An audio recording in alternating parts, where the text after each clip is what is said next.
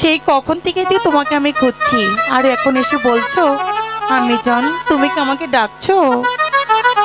সারাদিন কোথায় ছিলে বলো? আমি তো সখীকে নিয়ে ওই ফুলবাগানে খেলা করছিলাম।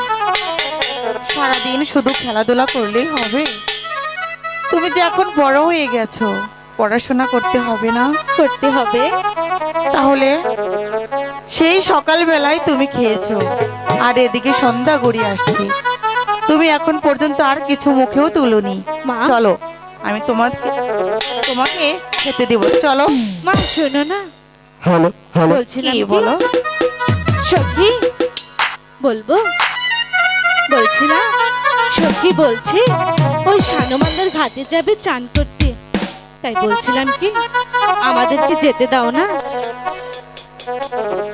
বেহুলা, তুমি সারাদিন প্রাসাদে থাকো না, তাও আমি মানি, কিন্তু এখন যা বলছো তুমি, তা কিছুতেই আমি মানতে পারি না।